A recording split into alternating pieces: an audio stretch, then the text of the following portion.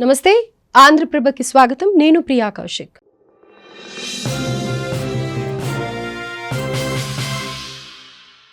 బ్యాంకులకు వేల కోట్ల రూపాయలు ఎగవేసి విదేశాలకు పారిపోయిన ఆర్థిక నేరగాళ్లు త్వరలోనే భారత్కు రానున్నారా అంటే అవుననే సంకేతాలే కనిపిస్తున్నాయి.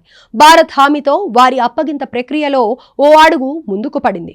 ఇందులో భాగంగానే బ్రిటన్ టీం తీహార్ జైలును పరిశీలించింది. ఇంతకీ భారత్ సరికొత్త ప్రతిపాదన ఏంటి, దీనిపై యూకే టీం ఎలాంటి నిర్ణయం తీసుకున్నది అనే పూర్తి వివరాలు ఈ వీడియోలో తెలుసుకుందాం.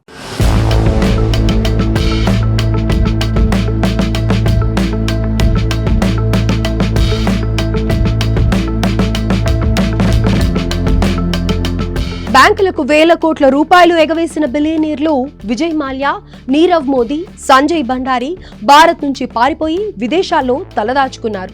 వీరిని స్వదేశానికి రప్పించాలని భారత్ ప్రభుత్వం తీవ్రంగా కృషి చేస్తోంది. ఈ క్రమంలోనే కీలక పరిణామం చోటు చేసుకుంది. యూకే అధికారుల బృందం ఢిల్లీలోని తిహార్ జైలును సందర్శించారు. జైలులో భద్రతతో పాటు ఖైదీలకు అందించే సౌకర్యాలను స్వయంగా సమీక్షించారు.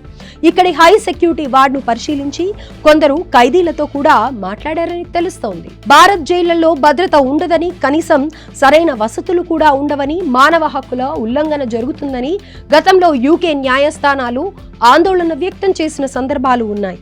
ఈ కారణంతోనే నిందితుల అప్పగింత అభ్యర్థనలను కోర్టులు తిరస్కరించాయి కూడా.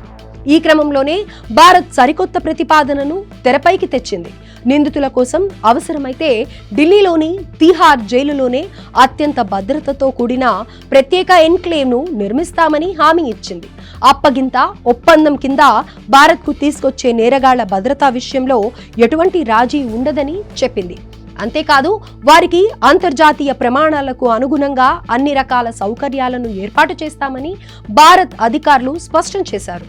మొత్తంగా వారికి ఎలాంటి ఇబ్బందులు రాకుండా చూసుకుంటామన్న భారత్ న్యాయమైన విచారణ జరుపుతామని యూకే బృందానికి భరోసా ఇచ్చింది. మొత్తంగా ఈ ప్రతిపాదనతో యూకే న్యాయస్థానాల అనుమానాలను, సందేహాలను నివృత్తి చేసింది భారత్. ఈ విధంగానైనా నేరగాళ్ల అప్పగింత ప్రక్రియ సాఫీగా ముందుకు వెళ్తుందని ఆశిస్తోంది. కాగా ప్రస్తుతం వివిధ దేశాల్లో సుమారు 178 అప్పగింత అభ్యర్థనలు పెండింగ్ లో ఉన్నాయని తెలుస్తోంది. 20 కేసులు యూకేలోనే ఉండగా విజయ్ మాల్యా, నీరవ్ మోదీ కేసులు అత్యంత కీలకమైనవి కావడం గమనార్హం.